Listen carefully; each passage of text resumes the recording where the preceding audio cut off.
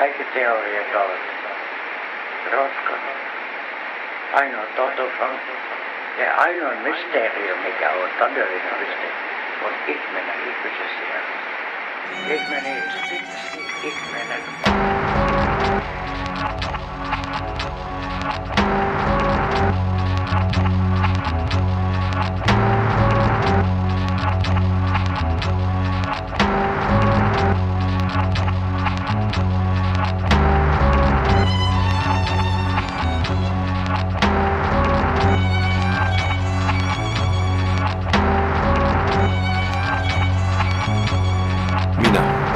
Viimeinen jaala, vaise, eli viisas tuuri, suuren Jumalan tuurin jälkeläinen, jota sanotaan arahariksi tai vilikotiksi.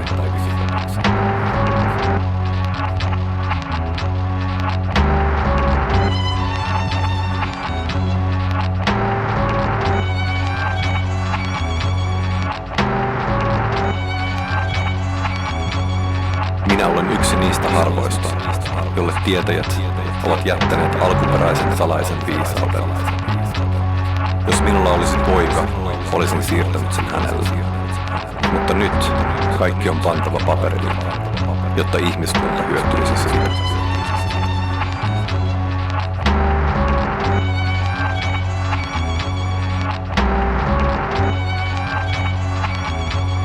Ihmiset ovat kaikki ne tietoineen, aivan voimattomia käsittämään suuria kosmillisia tapahtumia. Kulttuuri, jonka ihmiset ovat rakentaneet vuosituhansien aikana, suistuu olemattomiin, kun suuri luonnonvoima liikkuu.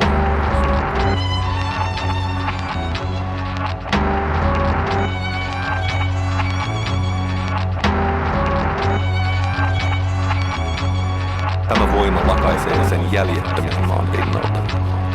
Vain perinnäistieto kertoo tulevien aikojen kansoille muinaisesta, loistavasta sivistyskaudesta.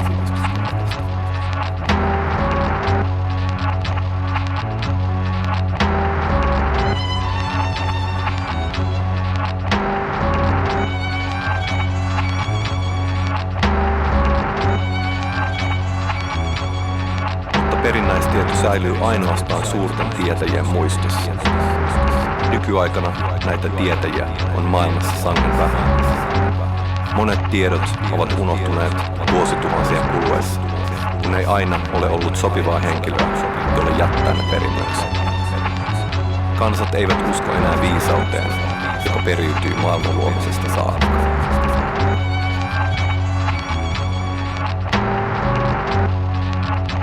Minä olen viimeinen jaari, vaise eli viisas tuuri. Suuren Jumalan tuurin jälkeläinen, jota sanotaan arahariksi tai vilikotiksi. Minä olen perustanut viisaan pohjoisen renkaan, der nordische ring des Wissenden, johon kuuluu 12 suurta oppilastani. Päämääräni on herättää esi-isämme viisaus elämään ja luoda suuri valkoinen Pohjolan valtakunta, jossa kaikki Pohjolan kansat olisivat veljiä.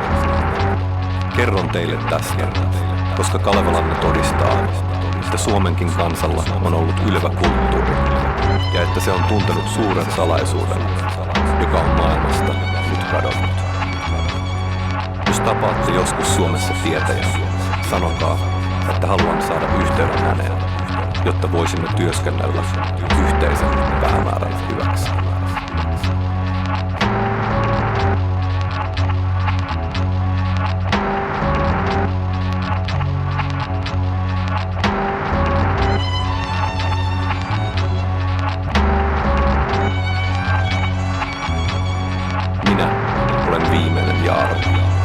Vaise, eli viisas tuuri. Suuren Jumalan tuurin jälkeläinen, jota sanotaan arahariksi tai vilikotiksi.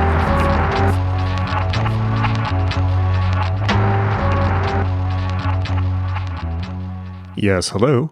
I'm Jason Louv. This is episode 24 of the Ultraculture podcast. And today I'm talking to Aki Cederberg, the author of the new and phenomenal book, Journeys in the Kali Yuga, published by Inner Traditions. And that was him. You just heard him performing the song, and I apologize, I'm probably going to get the pronunciation wrong. Forgive me, I'm from Southern California. The name of the song was Der Nordisch Ring des Wissend. He was singing that in Finnish. It's a collaborative track with the Austrian techno-Sovic band Allerseelen. That's from their upcoming album Share It Demons, and it's available through Aorta mail order. So Aki is a really, really fascinating guy, and somebody that I'm really, really glad I got to finally talk to. He is, I think, about the same age as me. I've been aware of him on social media for almost a decade, and following his updates as he has been traveling around India and then pagan Europe. He's somebody that I consider a peer and perhaps a fellow traveler, and somebody that I actually share a lot of life experience in common with, which we're going to talk about in this podcast. So Aki is, of course, a writer and a musician, and has actually acted in several films. He's a man of many talents. And Aki grew up in Helsinki in Finland. And we talk about his experience growing up and wanting to connect to a sense not just of magic, but of sacred tradition and the ancestral traditions of his homeland, and then discovering that they weren't there for the most part, that they'd been severed by both, about a millennia of Christianity and then modernity. So as a young man, much like myself, Aki traveled to India to discover a sense of the sacred and of spiritual tradition, and to find his spiritual home, wanting to connect with something deeper and more real and more transcendent than what the sterilized West has to offer. And that's the subject of his new book, Journeys in the Kali Yuga, which recounts his adventures learning yoga and tantra and magic and Hindu traditions, Vedantic traditions from the Naga Babas, who are a sect of itinerant sadhus. This overlaps a lot with my own experience, as I spent much of my first early 20s and then mid-20s studying the sacred traditions of India. Although in my case, I studied with the Naths, who are a different sampradaya, a related, very similar, but slightly different group of Hindu sadhus and magicians. That's an experience that I've recounted at length in Ultraculture Journal, my second book. Maybe it's something that I'll return to talk more about on the podcast in the future. Of course, I talk about it quite a bit in my conversation with Aki. So the really fascinating thing that I found about Aki's experience is that after being immersed in the sacred traditions of India for quite a while, it sounded like he kind of went back and forth from Europe several times, going to the Kumbh Mela, which is the biggest religious festival in the world. It's when all the sadhus go down to the Ganges, and millions of religious mendicants and sadhus show up to smoke ganja and worship Shiva. And Aki really, really spent a tremendous amount of time there, but eventually gravitated back towards Europe and kind of came to the conclusion, which he talks about in his book, that he wanted to find his own home tradition, his own native tradition, if you will, instead of trying to take on another culture's approach to the sacred. This is kind of what happened in my life as well, although I certainly consider myself still a very keen student of the Indian, or rather the Vedantic traditions, the many, many branches of religious practice from India. Of course, as many know, there are more religions in India than in the rest of the world combined. It's a truly universalist place where people openly, in many cases, study sacred techniques and magic and spirituality, although that's definitely changed a lot in the last several decades as India has become much more focused on becoming a superpower, becoming one of the rising superpowers of the 21st century and competing technologically. And so things have changed quite a bit over there. So while in my life I remain a keen student of these traditions and have learned just a phenomenal amount of them, a lot of which I've incorporated into the courses at magic.me, particularly the techniques of Raja Yoga and the Eightfold Path of Yoga from Patanjali, which personally I think is about the clearest that spirituality has ever been put. Arguably, pre-Buddhism, you might argue that Buddhism makes some advances, although that is a hotly contested topic, particularly in India, and particularly between Hindu and Buddhist groups who sometimes seem to see eye to eye and often don't.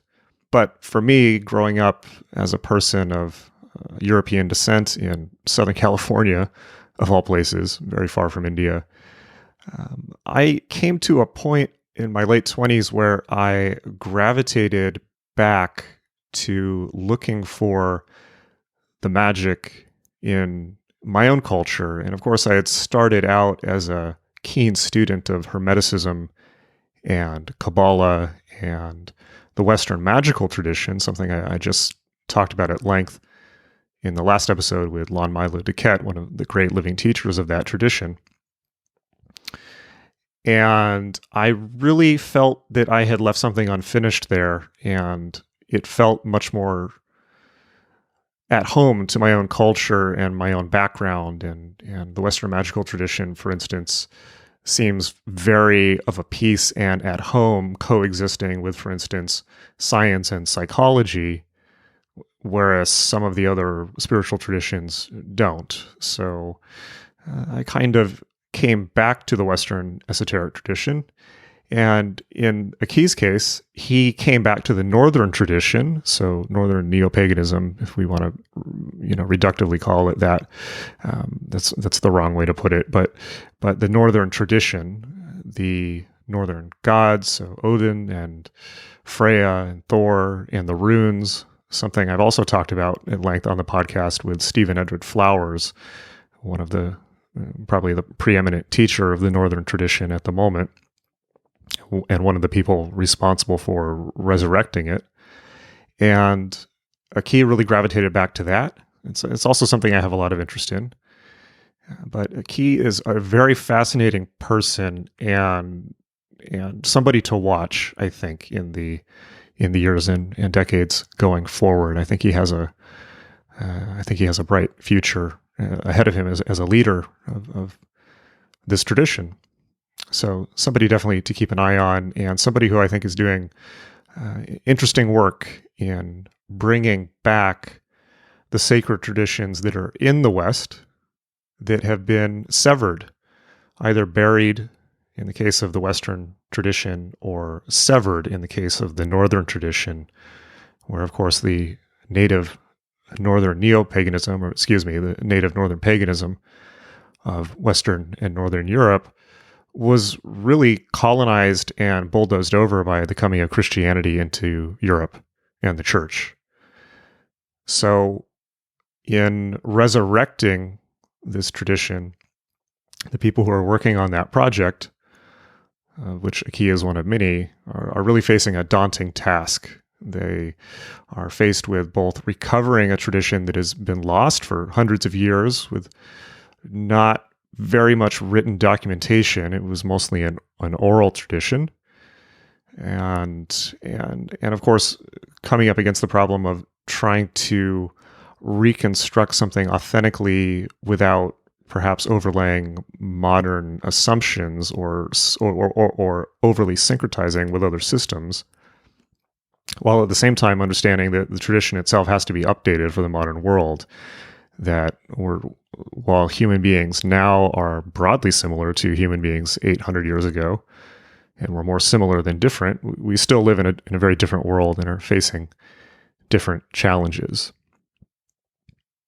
So this is something that touches on some really, really core and critical questions with magic that I haven't talked a whole lot about because my own approach to teaching magic has largely been the chaos magic approach. It's just been giving people the core tools of magic that they need to know to use any magical system. So meditation, single-pointed focus, basic ritual construction. I tend to teach it as a creative process that people can make up on the fly, in a sense, once they know the core techniques.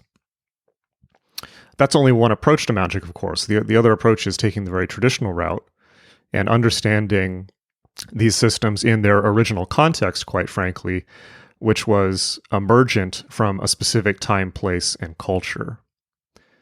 So, of course, if you look back over the last several thousand years, no matter who you are or what your ancestry was, it's pretty much definite that your ancestors were practicing some type of magic or engaged in some type of sacred tradition, perhaps not in an overly dramatic and Hollywood way, but as something that was just a part of the fabric of life prior to the coming of dominator religions. It's a huge amount of ancestral information to draw on and to tap into. Now, this comes up against some tricky issues because, of course, we're all from different cultures and we all have different cultural backgrounds.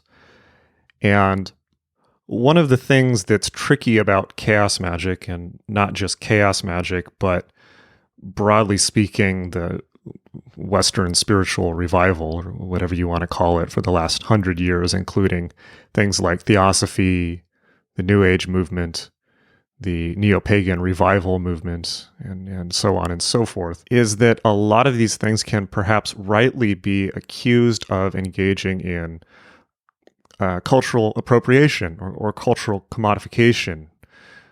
Just to be flat out about it, when we're encouraged to mix and match techniques from different cultures, it can be, I think in the current political moment, we can look at this perhaps as at the least disingenuous. Although at the same time, in a way, it's kind of just doing good science, in the sense that one of the really exciting things about our current moment is that the internet has brought everyone together. And as the world starts to take an interest in magic again, we can start exchanging information between cultures and not just mixing and matching haphazardly, but trying out lots of techniques from different places and seeing what works well, what works not quite as well, what doesn't work at all. And that's an exciting moment of cultural exchange, which is not that new. I mean, if you go back and you look at in history, for instance, when the Silk Road was in full effect, religious techniques and magical techniques were traded between cultures. They were a hot commodity. It was one of the things that people wanted most, was to trade information on magic between different cultures, to mix and match and compare techniques. So this is certainly nothing new. And if you really dig into any religious or spiritual or magical tradition, you will very quickly find that it's not exactly, these aren't exactly pure things that come out of one specific culture, and that's it. There was a lot of cultural exchange and interplay between these things. You can clearly see that in the similarities between European paganism and Indian paganism, Indo-European paganism. You can see it in how gods migrated from Egypt to India. You can see it in how gods migrated from Greece to India. And you can see it in, for instance, how Buddhist techniques were clearly being brought into the West for hundreds and hundreds of years, thousands of years, a couple thousand years. There was open exchange of these ideas, and cultures don't live in a vacuum. Now, that said, as I think Aki would say, if we go too far into that direction, we end up just in the supermarket of belief and mixing and matching and being what Stephen Edward Flowers calls being a squirrel. This is how he put it to me. He said that people hop between one system to the next like a squirrel, not particularly learning or digging that far down into any one of them in particular, and not really getting anywhere. So the opposite approach, of course, is to take one tradition, one magical path, one tradition, preferably the one that your ancestors practiced, and immerse yourself in it and become part of the tradition. And this is the path that Aki has taken. He talks very much about how his experiences in India really held up a mirror to looking back at his own culture and seeing the sacred tradition there that was perhaps elusive to him previously. But I'll let him talk about this. I don't want to steal the thunder of the interview, but this is a long interview. It's a great interview. We covered a lot of territory, and I think we had a really good conversation. One thing that I feel I should mention is that we ended up getting into political territory around the end of the conversation and talking about how these things relate to the current world situation, which is always a bummer. Unfortunately, we had already been talking for almost 2 hours. We were just bumping up against the 2-hour mark, and I was being mindful of time. So we ended up wrapping up the conversation right there, which wasn't my intention. I didn't want to end on kind of a bummer note, but hopefully the light will shine through, and the light of this conversation will shine through all of that. Okay, so you're really, really going to love this conversation. I really enjoyed it. I'm really enjoying getting back into podcasting. I'm upgrading my gear. I'm learning a lot more about it. I'm taking it very, very seriously. And so I'm kind of considering the prior iteration of this podcast that I was doing prior to getting my book contract and taking a 2-year sabbatical. Consider it the beta test. Consider it the first iteration. Right now, I want to make this the best show I possibly can. So I'm working on upgrading my gear. There might be a little bit of rockiness over the coming episodes. I'm still working out the kinks, but hopefully you can hear even now that I'm working on improving sound quality and recording and getting the little pops and clicks and things like that out. I also want to take this moment to give a big thank you to the High Masters, who are a group of musicians who very generously allowed me to use some of their compositions and atmospheric music to fill out the podcast. And you'll be hearing a lot more of their work on the show, in between things, possibly at the beginning, at the end. And so if you hear music that was not created by the person I'm interviewing, it's probably from them. So check them out online, and big thank you to them. Last little bit, as you're probably aware, we're in the final days of the current prices at magic.me. The prices will be raising shortly. So the next week or so, depending on my own time and work schedule, when I can get to looking at the price structure, within the next week is probably your last time to get the current prices for the subscription on magic.me and the single courses as well, but particularly the subscription packages, monthly, yearly, or lifetime. Those are going to be going up significantly for future students, but they will stay the same for anybody who is currently subscribed or who subscribes before the prices go up. You'll be grandfathered in, and you'll lock in that price forever as long as you stay subscribed. Of course, the current lifetime package is the best deal you will ever get on magic.me ever. It's a phenomenal bargain, and I really should not be offering it. I will not be offering it going forward, but it's still there for the next week if you want to take advantage of that. Okay, so please subscribe to the show on iTunes. If you're enjoying the show, leave a review on iTunes. It really helps. And most of all, tell your friends about it. Post about it on social media. Recommend it to people that you think would be into it. It helps a huge amount. It's really an incredibly powerful thing that you can do to help the show grow and to help get out knowledge of spiritual wisdom and spiritual traditions to more people. It's an incredible amount of power that you have to be able to do that. Just recommend it, word of mouth. All right. So I honor you, and I thank you greatly for listening to the show. And without further ado, here's Aki.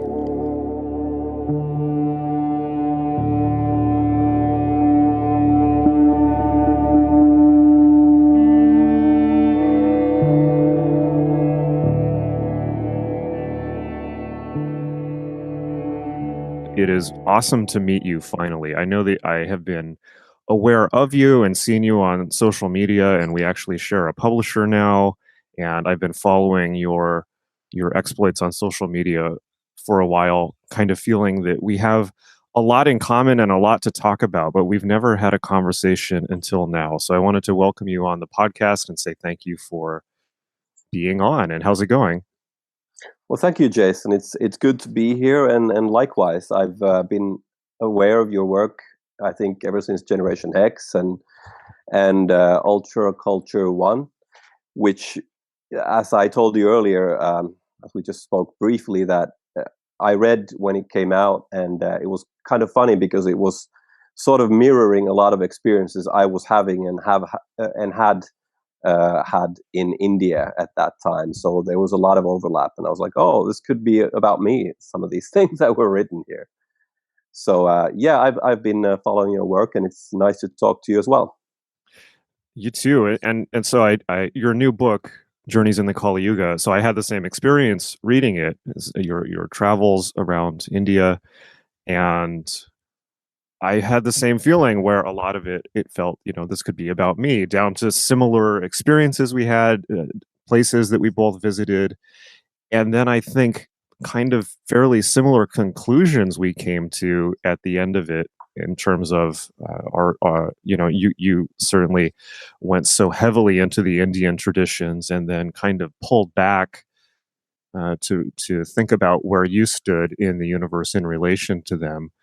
Which I had similar thoughts to, but I wanted to start off talking about your experiences, and maybe you can just tell us a bit about the book, which is just out from Inner Traditions. It's a beautiful book, and it's autobiographical, right, or a bit of a memoir of your travels in India.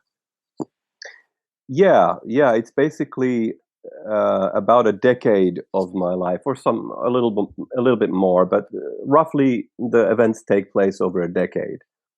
And this decade kind of spans my delving into the Indian esoteric world, or one aspect of the Indian esoteric world, one tradition of it. And I initially, as a young man, I wasn't really drawn to India or the Indian spiritual traditions. I was kind of rejecting the kind of lukewarm Lutheranism and just secular sort of non-religiosity that is kind of exists in Finland and in Scandinavia, because in a way the Christianity that has been established here never really has stuck very deeply. Scandinavian people are the most secular people on the planet when it comes to organized Christianity. Like, it's not so common that people are very Christian here. And I certainly didn't grow up in a Christian home or household. There was no real, spiritual ethos being delivered to me as a young man. And so I think I kind of rebelled against the lukewarm Christianity which I grew up with, which was just this kind of conformity to some sort of dead traditions that didn't seem to mean anything to people. And so, having turned my back on that, you then start looking for what's authentic, because I was looking for a sense of belonging and a sense of my spiritual home in a way. And very quickly then I arrived at my own inherited pagan traditions. And my ancestry is composed of, I'm dominantly Finnish, but then there's a very strong Scandinavian inheritance, ancestry in me as well. So I was just drawn by instinct to those things, even though I knew very little about them. And then I started exploring it more seriously. I moved into England as an 18-year-old to live with this pagan heathen fraternity. And while I was there, I guess it was there that it crystallized to me that, a lot of the pagan traditions have been severed very violently in the West and in Europe, which has led to there being no authority in a way in terms of spiritual tradition and leadership, but just a bunch of people with ideas, and like that are loosely based on something they read or something like that. So there's not like an oral tradition, a living tradition which you could connect with, which would be, timeless.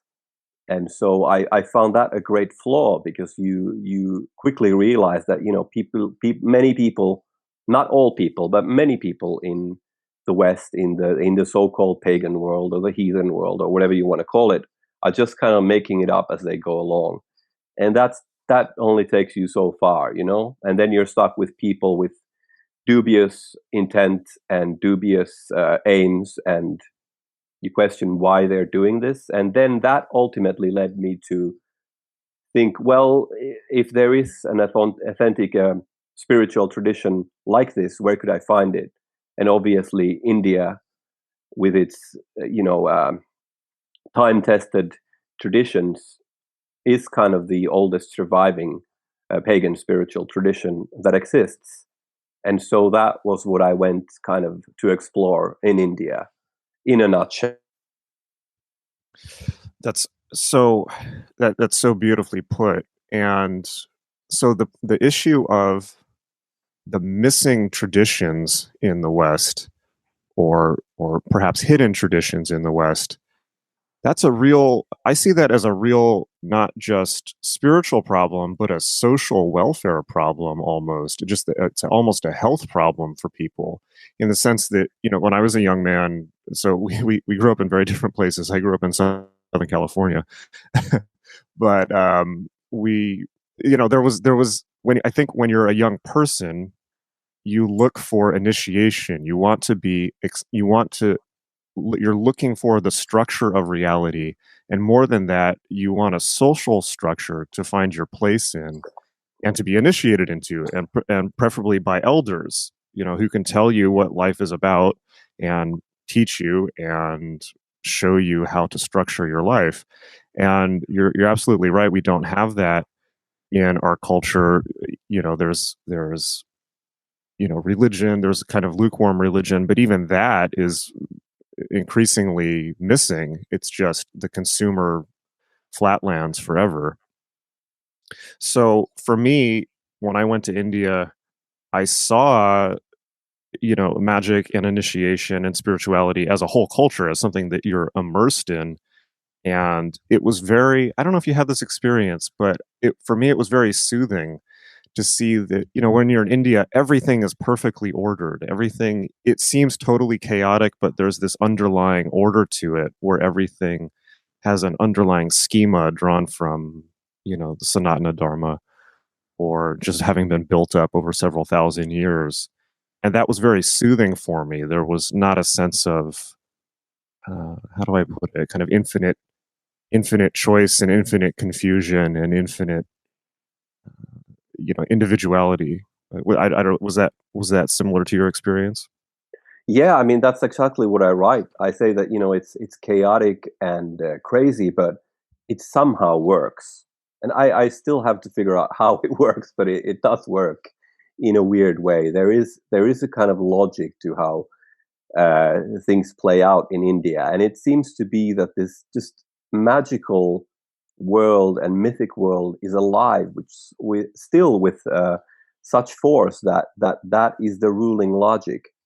And I think it is confusing for a Westerner in the beginning, because it is, at least in Finland and Scandinavia, the world is very extremely ordered, and everything is in its place, and everything arrives on time. And in India, it's the complete opposite. But yet there is this sense of a kind of cosmic order that's almost humorous at times. Have you ever heard the phrase IST, or Indian Standard Time? I think I have, but please remind me. So this is the I think for a Westerner going to India, and not just India, by the way, but Indian spiritual groups in the West, or Hindu spiritual groups in the West, or guru circles in the West, there's this sense that everything happens when it's supposed to happen. Everything happens on divine time. So if you're expecting, the satsang to start at exactly 9 p.m., you're going to be disappointed. It's kind of it's going to happen when it happens, but for some reason that's exactly when it needs to happen, and everyone is completely on that script. It's like an invisible timeline that people seem to be operating on, but it's very infuriating for anyone who expects things to run on clocked time. Yeah. That's definitely true. And I have to say that when I first went on my long trip to India, or my long journey to India, it felt really strange coming back to this ordered, safe, sort of sterile world of Finland and the West. There was I felt like there was something missing. Things were too quiet, and there was a sense of too much order. Yeah, yeah, sterile is the perfect word for it. I remember when I first went to India, just the everything's out in the open. It's like there's dead bodies everywhere. There's animals. There's people burning trash. There's filth. There's chaos. But there's a soul to it. And when you say there's something missing, I don't want to be too glib or cliched, but I did feel that the soul was missing when I came back to America. And I remember the first time I came back from India, I'd been there for 2 months, and I came back to New York, and the memory burned into my mind was I went to a rooftop party in Williamsburg, like the hipster area at that time, the hipster area of Brooklyn.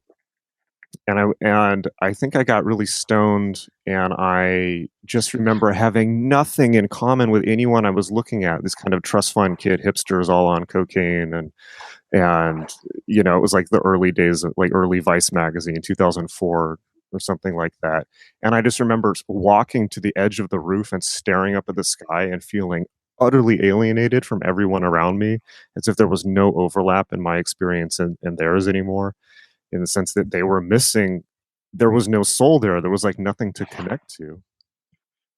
Yeah, I had a pretty similar experience the first time I went to India and came back. Pretty much like that. It felt like a tragedy coming home in a way.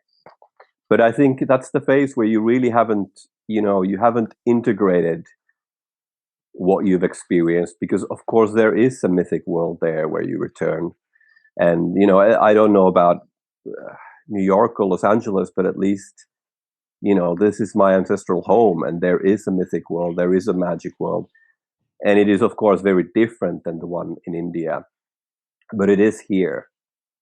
And it was more kind of in the modern world where I felt sort of out of place. I also remember going to a bar, right after I came back, and just having the same kind of feeling that you said, where it's just I felt very disconnected from the people there with their petty problems and petty aims. And it's just, maybe it sounds kind of arrogant, but that's how I felt, in a weird way.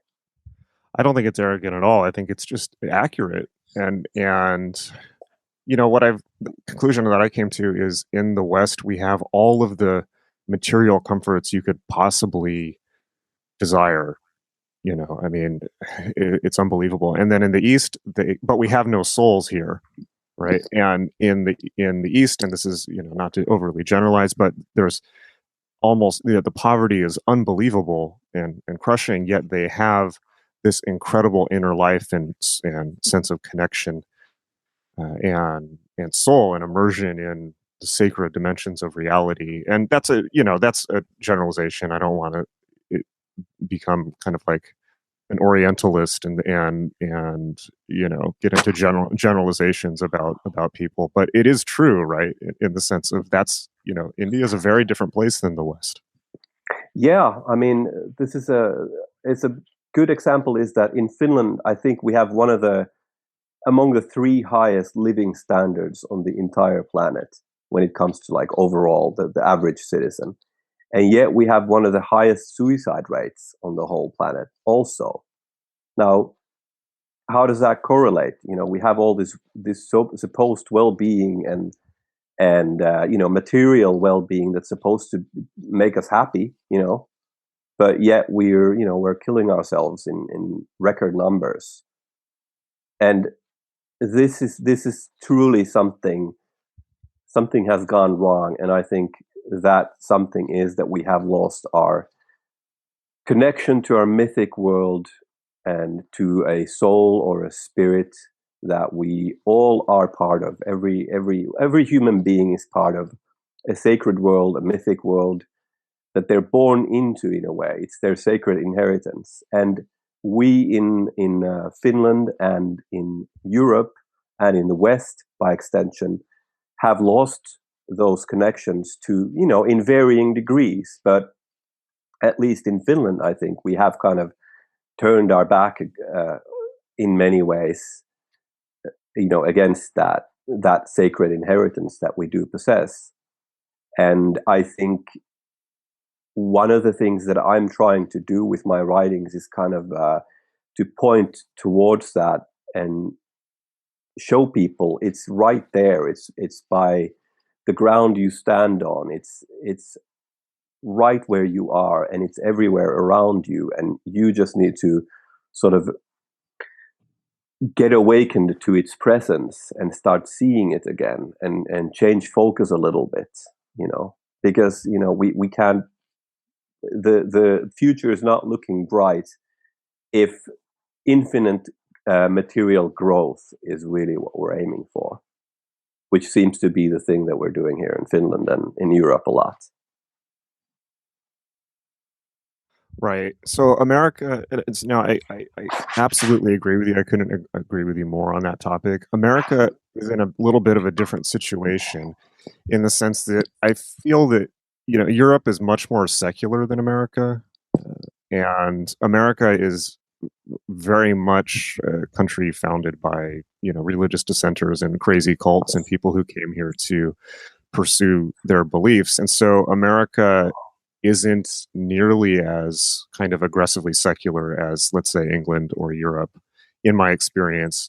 That said, we don't have, since America is such a giant collection of so many different people, it's not like we can go back to our sacred, there's a sacred tradition for America in general. There is tremendous access. So even living in Los Angeles, for instance, I can go to the temples of practically any religion that were set up here by people who immigrated to Los Angeles and built, beautiful temples in the 20s or 30s, things like that. So there's so many sacred traditions available, and yet America it's not like there's like any type of there's one cohesive culture or tradition that people can go back to on a cultural level. No, that's true. And of course, like I'm talking about the fact that tradition is not really something that you choose. It's something that you're already part of, because, we are all inherited from some culture. Usually we have a kind of spiritual world or a mythic world that we belong to just by our ancestry. And I just found that incredibly powerful and positive to connect with that spiritual world or mythic world, whatever that might be. At least, in Europe, I find that to be extremely important, because, and I've been thinking a lot, why have these traditions been so well preserved in some other places in Europe?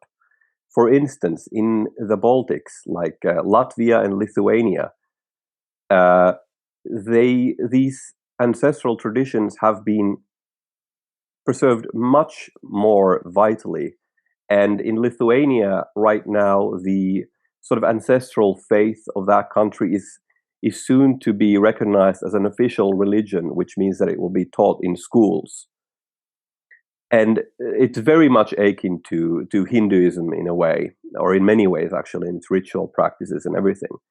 And I've been thinking, why is it that well preserved in these places that, don't necessarily have as much material affluence, but they have preserved these things better than, for instance, Finland has?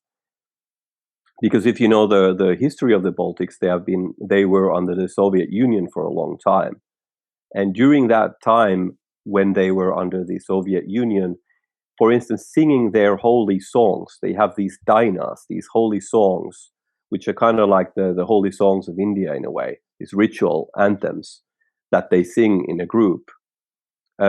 the singing of those songs would have you sent to a camp, a prison camp, a forced labor camp in Siberia, and a lot of people were sent there, and they still kept singing the songs in secret and kind of maintaining their religion because there was this big opposition to it, and so it meant something to them.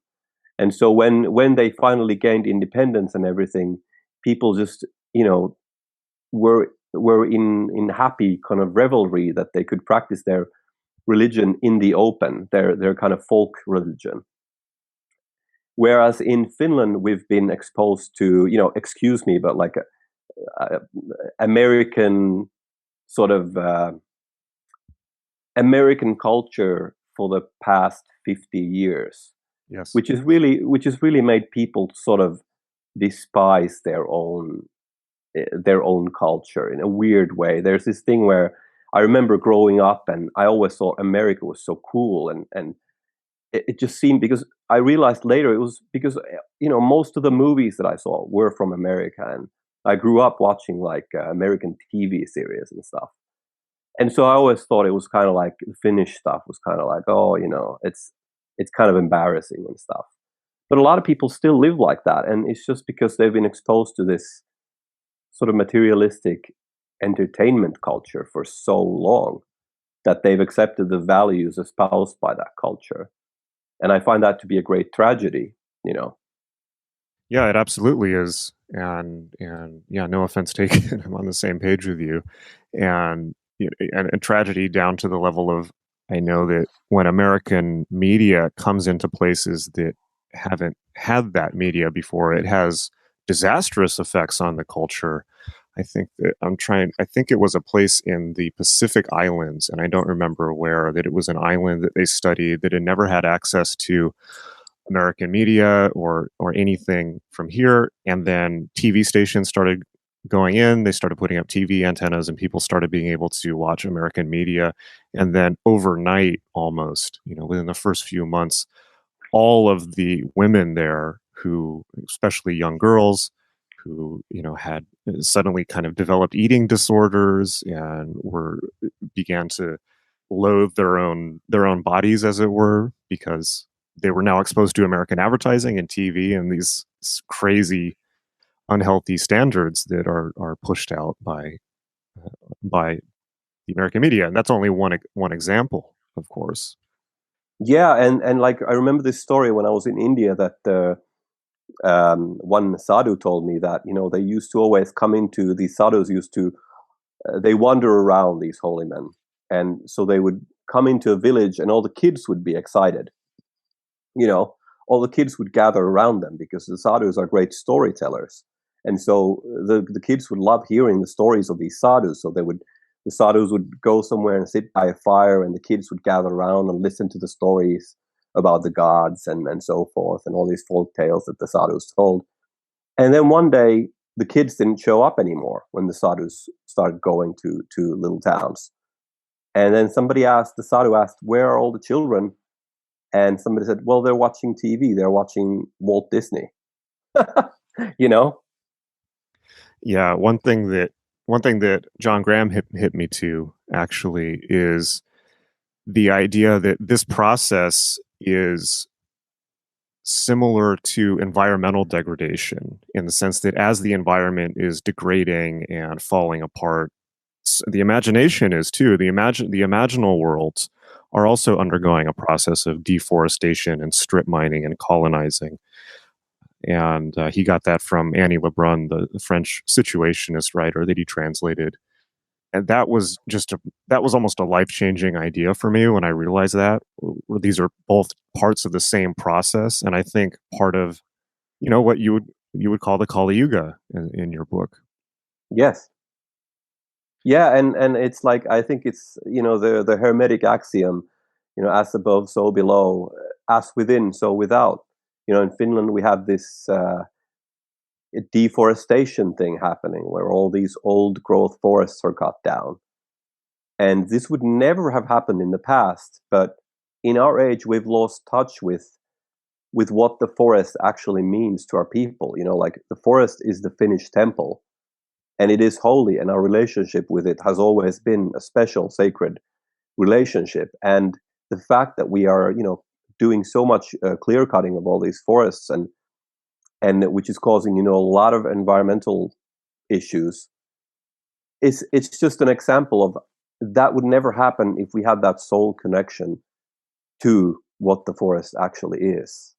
And all these things that we experience, these crises, ecological crises, are really, they're a result of something deeper than just some surface level thing.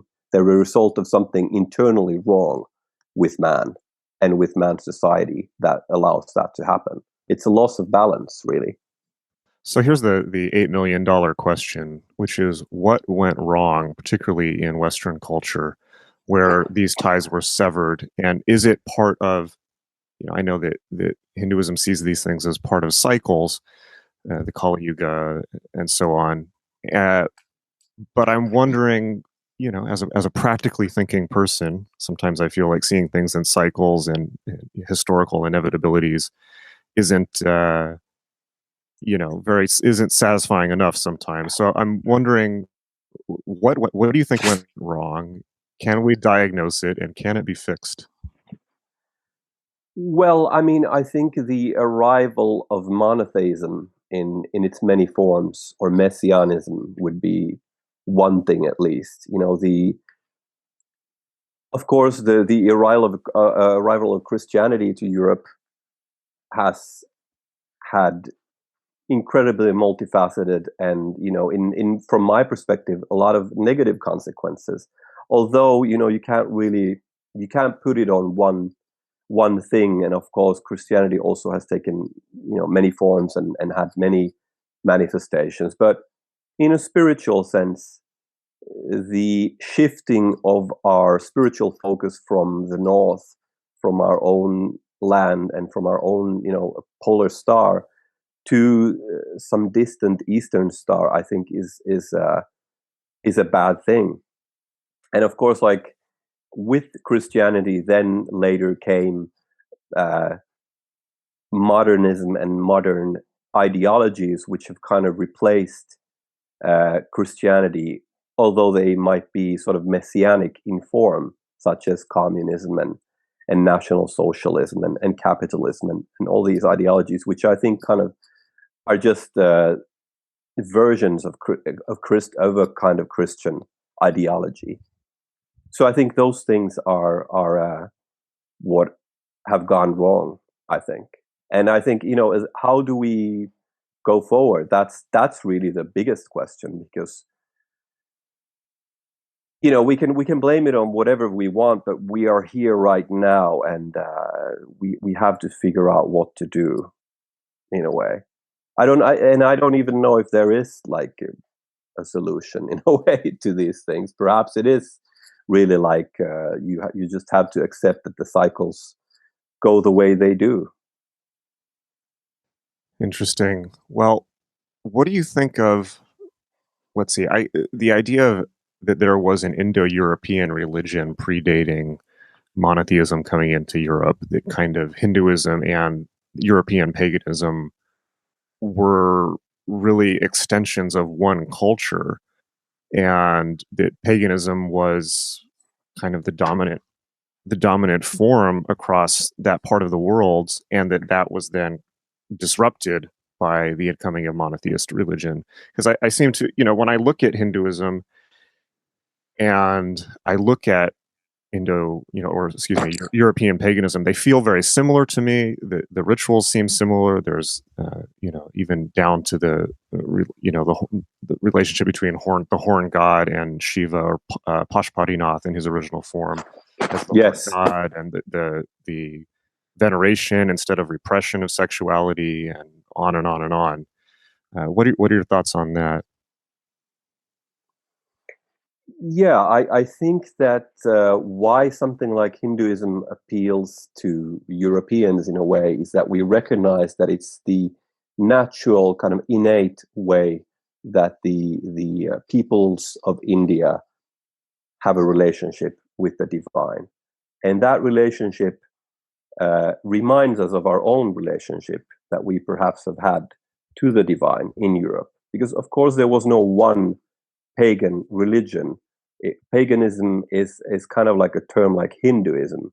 It's describing something, a tradition which has similarities, but which is composed of many traditions and many ways of doing things.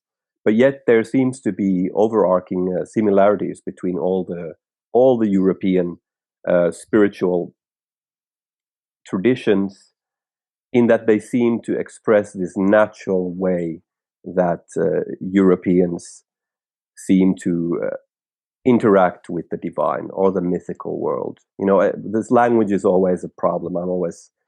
I hope people are not put off by these words like the divine and such, but I'm just trying to describe something here.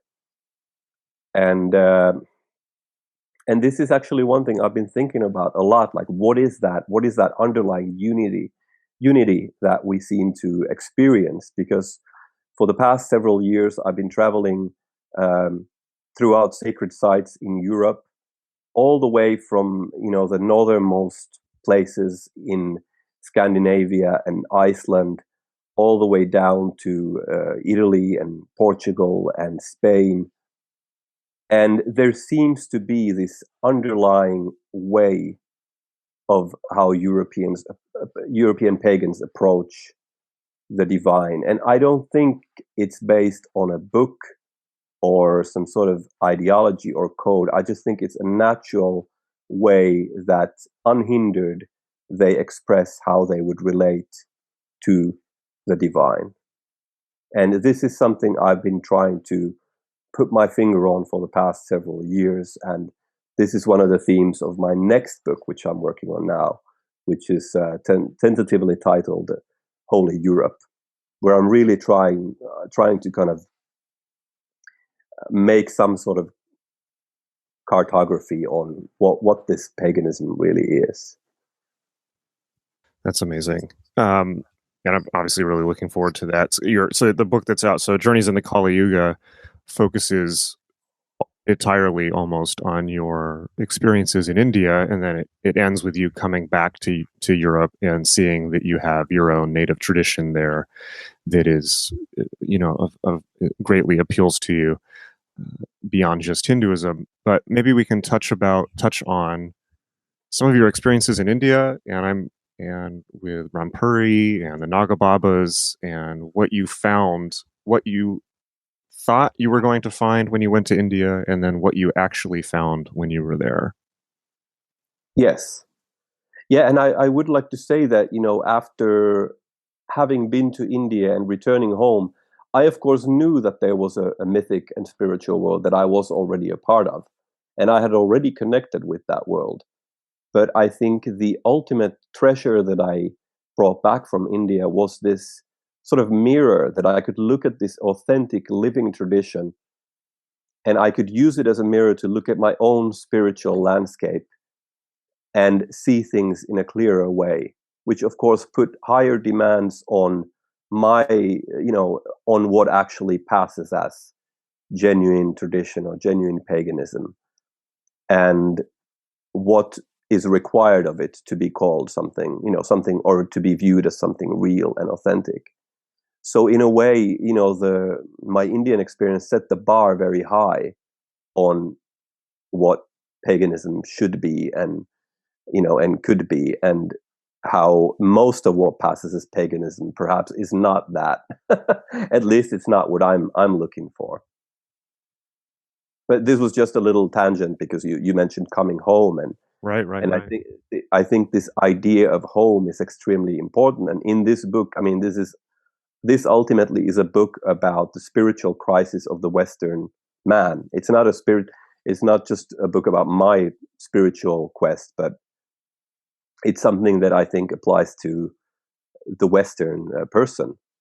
And I think it's a story of looking for home, of a longing for home. And in the end there, I try to describe how that home then is actually reached, or how the East merges with the West in a way. And they're not enemies, of course. Like I describe a lot of these similarities which exists between India and the West. But I think this idea of home is extremely important in these times of ours, when people are more and more uprooted and sort of going with the wind, than perhaps ever before. We're told that we're global citizens and we're part of nothing and no one, and yet we do all belong in a way to something that's more than our individual, consumer habits or something. So I think the next book is really taking that idea of home to a deeper level, meaning I'm really trying to find what that home is and why I feel at home in certain places or within Europe, and what that could tell us, or what these things could tell us. Right. Sorry, I didn't answer your question at all, but no, but while you were answering it on a deeper level. But I am curious about some of the experiences you had with the Naga Babas in particular. As you know, I spent a lot of time, well, first with the Jangris, Nepali shamans, and then with the Naths, the Nath Sampradaya, and was initiated into various branches of it, and spent time with them over there, and spent a lot of time with them over here, because one of the kind of the great parts about India is it follows you as you go around the world. It's easy to access Hindu or in my case, Nath groups. It was easy for me to, let me put it this way, it was easy for me to start my training there and continue it here. Right. So I spent probably 7, 8, 9 years in nonstop training in those traditions. But then I did come eventually to I'm not sure I came to exactly the same conclusion that you did, in the sense that when I refocused on myself, in the sense that I wasn't as interested in, I wasn't as interested in being in the tradition as I was in what the flowering of the tradition in my own life could be. Where I wanted to get both of my feet planted on the ground and my shoulders straight and say, okay, I'm here. I have a limited amount of time on this planet. What can I do with the tools that I have to actually actualize as many of the goals of not just of the world's sacred traditions, in a way, the world's magical traditions. I'm seeing reality. I'm here now. I don't want to just repeat dead ritual. I don't just want to repeat cultural forms that have been repeated over millennia. That's incredibly important. But for me, I also wanted to say, okay, how do I actualize the goals of this in my life as one person, and turn the wheel again, as it were. But I did gravitate back towards the Western esoteric tradition, just because it seems to be a better way to teach. Since it's full of Western concepts, it does seem to be a better way of teaching Western people, or people in America at least. But that's another. Okay, so let's see. But I'm curious about your experiences with the Naga Babas, because I didn't spend a whole lot of time with them, and I don't really have a clear sense of how they relate to the other traditions and how they're different. Yeah. So, as I delved into the Indian esoteric tradition of the Naga Babas, it wasn't like a system of teaching at all. It wasn't like, they give you techniques and learn you how to do asana or to do a mantra or something. But it's more like, just you have to immerse yourself in this mythic world and little by little sort of become part of it to really learn it. And it doesn't go without considerable time and sacrifice and sort of giving up parts of what you are, I think, or what one is. And I really can't say either, like how it relates to the Naths and these different sampradayas and lineages and things, because this is all I can say is of my own, experiences of being part of this Naga Baba world in a way, and being kind of immersed in their teachings in the way that they teach them. And I think this was exemplified in a funny way with Rampuri, who was kind of my access to that world, when he told me that when he first became a Baba, he thought that, okay, he's gonna study mantras and esoteric scriptures and teachings and this kind of magical stuff all day long. And instead, he kept, cleaning pots and pans for the next 10 or 20 years. And, he had to, and then the teachings would kind of drip in the midst of all this doing and serving and doing this kind of seva, this, pleasing his gurus in a way, and doing what all these new disciples sort of have to do. They have to kind of do all the menial stuff and maintenance of the duni and cooking and cleaning and all this kind of stuff. So I mean, and of course, as a Westerner, I can't really, if I wouldn't really sort of abandon my own self, I could never do that. So you had to sort of do it in other ways, which would make you, in a way to please the source of your learning or something like that. But it was an immersion, is what I would call it. And for me, it gave me a lot of insight into sort of my own spiritual world and mythic world, as I said, because it didn't require me to sort of start on the external level worshipping some images, of Indian gods necessarily, for instance, or Shiva or something, who I did feel very, or do always have felt very connected to Shiva.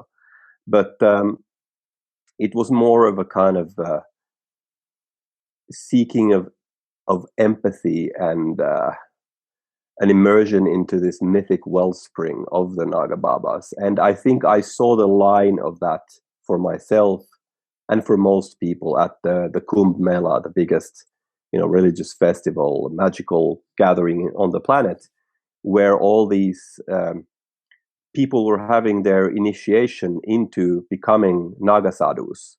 And I had two friends who were also part of that, a Danish guy and a Swedish woman, who are both very dear friends to me. And they went through this initiation, and I could see that was the line for me, that should I cross that line here on this great river and this great time, I had to kind of, in a way, abandon who I was and cut ties to who I used to be. And it didn't feel correct to me to do that, or right for me to do that. And I still retain a very high regard for all these crazy sadhus and their tricks and treats, so to speak. But watch out what's in your drink. But yeah, I think it's like, I don't see it very successful very often when Western people traverse into these realms, at least when it comes to these Naga Baba, worlds and this tradition of the Naga sannyasis. I don't see it as a very successful undertaking for most people. So let's. I don't know. It's maybe it's hard to define what that success is, but it's not what I'm seeing. Well, so you talk about the line that you didn't want to cross, and this has been a critical. That was a critical decision for me too. In a way, reading you talk about this and seeing that somebody else had kind of gone through this was healing for me in a way to read your book, which I'm very grateful for. But my experience, I came up to that line in multiple ways, in the sense that, as every time you go to India, after the cultural hypnosis starts to set in after a while, and you're really enjoying it. At least I often say, why, I'm never going back to the U.S. Like, my life back in wherever I'm living at that time in the United States is not nearly as important as just seeking spiritual enlightenment full time. I'm giving it all up. I'm just going to stay here. And that never works out. I always get pushed back to the West. But I also came up to that line in the sense that even after years and years and years of training, it's still not me. It's still somebody else's overlay on top of my culture. And this is, I think, where Crowley really got it on point with the idea of the true will, where ultimately you have to follow your true calling in life that comes out of you and is not, given to you by an external tradition, although following that external tradition can really help in allowing you to bring that out of yourself. But the Naths also have a different, there's different Nath Sampradayas have very different views. Some that I've been involved in have been very, very traditional and completely about following the traditional paths. And others, particularly the Mahendranathi line, have been totally individualistic. I mean, the Naths follow Shiva in the sense that, Shiva meditates alone on the mountaintop, and Shiva is totally self-reliant. The Naths are almost psychopathically individualistic and not concerned with tradition in the sense that they are left-handed, at least in the context of India, and are interested in breaking the traditional forms and going their own way. And I love, by the way, your comparison of sadhus to biker gangs. I really feel like that's absolutely that's spot on, right? That's what it is. Yeah. That's what freaks people out so much when they encounter these traditions where they come from, particularly from somewhere like California, where they're over there thinking that it's all going to be love and light and meditation and I'm going to be so enlightened, and then they encounter psychopathic biker gangs practically. Yeah. But and I mean, yeah, sorry, go ahead. I was just going to wrap that up by saying, that the Naths, particularly the Naths, very much are not biker gangs, but lone bikers who show up and then they'll always, leave town as soon as things start getting too organized or people start following forms or doing things routinely. They'll go on their merry way. I think, as perfectly summarized by Mahendranath's mantra, "Fuck 'em all." Right. Yeah. That's I'm, of course, Mahendranath is my teacher's teacher, and the lineage in which I'm in. So gotta love that guy. But my final point being, what was my final point? Well, let's leave it at that, and I'll circle back to my final point my point that I was going to make when I remember it. Yeah, I mean, my encounter with the Naths really was, sometimes I'd see these people with the big earrings, and I'd be told that, that guy's a Nath. And I met, curiously enough, I tell this in the book, that I met a Finnish woman who went by the name Vishwanath, and she was a Nath, or claimed to be a Nath. It's always a little weird when people sometimes tell you they're this and that, and you're like, okay, right, I'll take your word for it. You don't really know what that means. And just to put a pin in that, ultimately it doesn't mean anything, right? And that's one of the reasons why the conclusion that I came to was just, well, you know what? All these initiations and traditions, it doesn't matter as much as what I actually do with my life. So I'm just going to focus on that, and instead of collecting titles and initiations and that type of thing. So anyway, sorry, go on. No, yeah, and yeah, I think, I mean, at least in the Naga tradition, the fact that you have been given initiation and a name, the last name especially there, is extremely important, because I guess the idea is that this ties you to this lineage and this family and this tradition, and gives it a kind of authenticity, where it's not just something that's like come up by the individual, but it's something that's expressing something sort of that goes back into the mists of these traditions. And it's kind of been expressed in individual ways, but the essence of it remains kind of the same. And it's a great crime, as I'm sure you know, to in India to claim some sort of name which you are not, some sort of lineage or sampradaya which you're not part of. Like, you can get killed by if you go around proclaiming you're something you're not, and they that find might be out. helpful over here. Yeah. Just as an aside. Yeah. Sorry, go on. Yeah, no, but that's true. And there is this biker gang aspect to it. Although I will say that I don't consider that, necessarily as a bad thing. I think it's No, definitely not. I think it's like it's shocking for Western people to see that you have guys that are, that only wear a loincloth and carry weapons and these long matted locks, and then they like yell at soldiers, and the soldiers obey. And it's like, for Westerners, it's mind-boggling that they really have power, even over officers of law and military.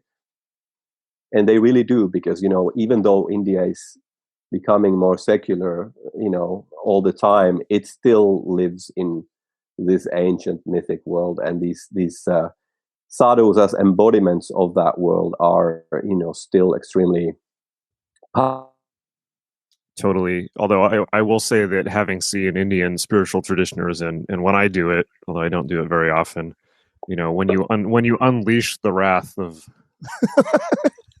when you unleash the wrath, people obey. So it's not even just a cultural thing. It seems to be a real magical ability. Oh yeah. No, that might be very true. And but what made me really like think about this stuff and this whole biker gang aspect was that I felt like I sort of miss my own biker gang. Like I want to have a thing that in my culture that I feel like this towards. Because there was something very, very beautiful also in the kind of brotherhood that they did have. They cared about each other a lot, and sort of took care of one another also. There was an intense sense of loyalty between these guys.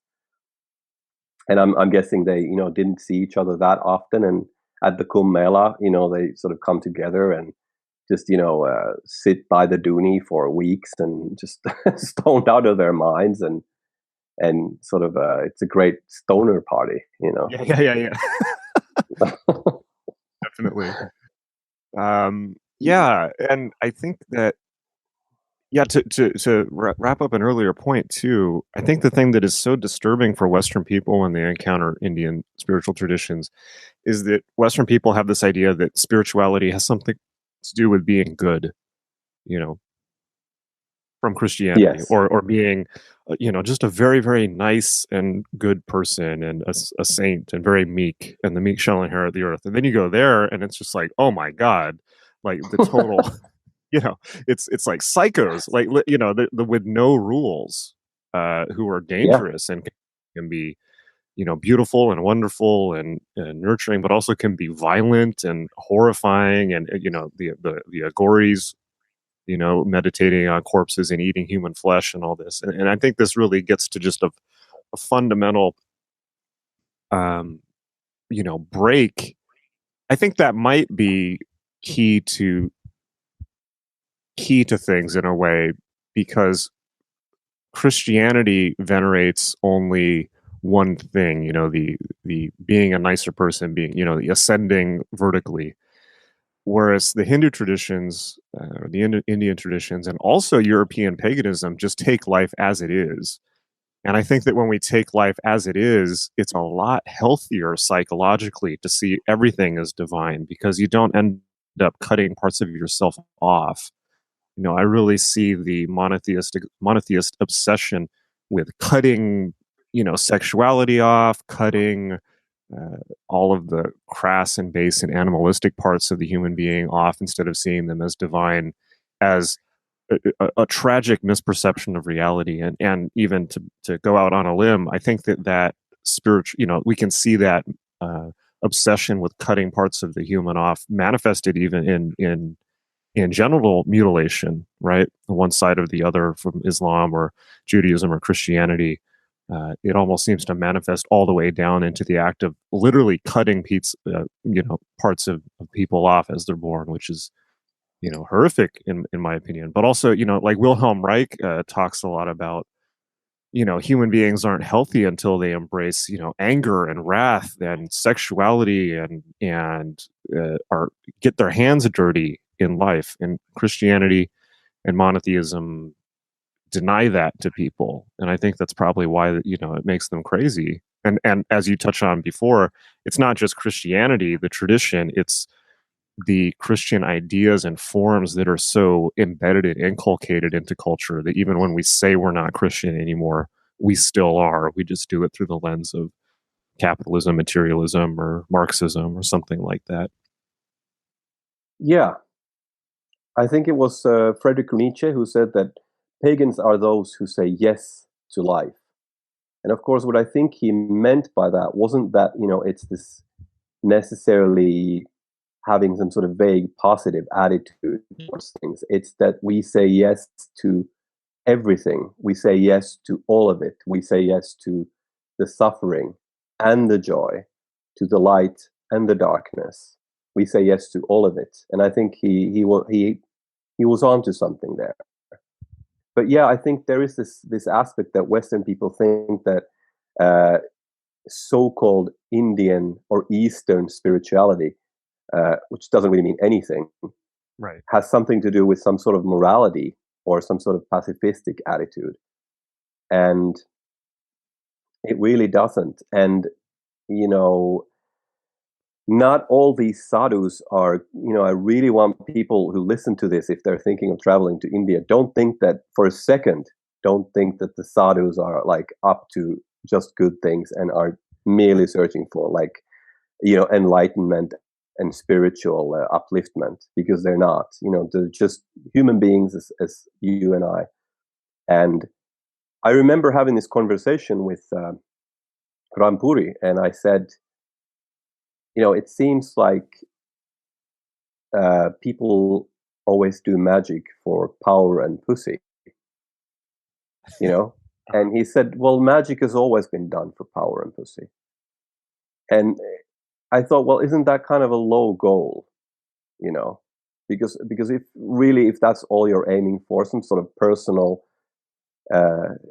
aggrandizement on some sort of cosmic level, even, or earthly level, or if it's just some sort of sexual satisfaction, I mean, those are very lowly goals. And I always thought that was I was kind of depressed by when he said that. And I realized that that's true of a lot of the sadhus, as well. And I remember him also saying that, there's a lot of people here who could eat your liver. And, my immediate thought was, well, why would they want to eat my liver? They're vegetarians. But I didn't say that. And I just asked, why would they? Why would they want to eat my liver? And he said, because they could. And that's probably true. And I think it's something that people need to realize from these things, that, you might find a good person going to India and looking for these spiritual practitioners. But there's a high likelihood that in this age, which the Indians recognize themselves as being this Kali Yuga of a kind of degradation of everything, this Kali Yuga affects the sadhus as well. It affects the people who are donning the ochre robes and the rudraksha malas and growing their hair out. The Puranas and all these scriptures talk about they're being ripe with hucksters and tricksters, holy men. People pretending to be something they're not. So I think this is something very important that people need to. Yeah, absolutely. The most important aspects of the European tradition, no matter what that European tradition might be, is that we have a balance of the light and the dark. We don't have this dichotomy, this false dichotomy of light versus dark, or good versus evil in this sense. Although there is, of course, morality and things like that in the pagan traditions themselves, but it's not based on this idea, this monotheist idea of a cosmic good versus a cosmic evil.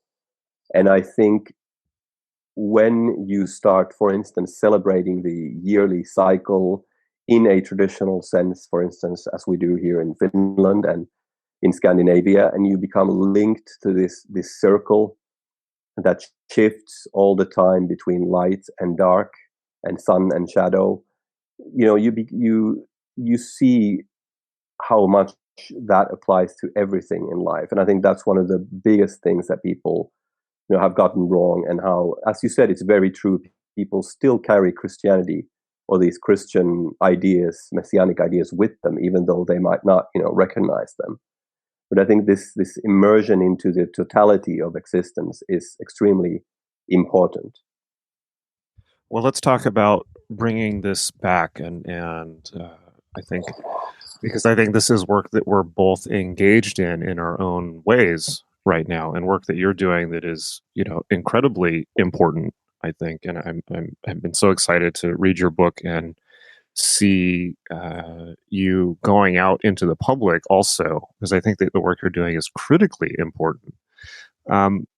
Let's talk about bringing this stuff back to the West. I mean, there's so many overlaps, obviously. I remember the thing that I was going to say earlier with the knots, which is that, the similarity with the kind of totally the Shiva and worshiping Shiva and being totally following your own way is very similar with Odin, right? And the idea of him being an oath breaker and kind of bucking all forms and being the biker that leaves town when things are getting too religious.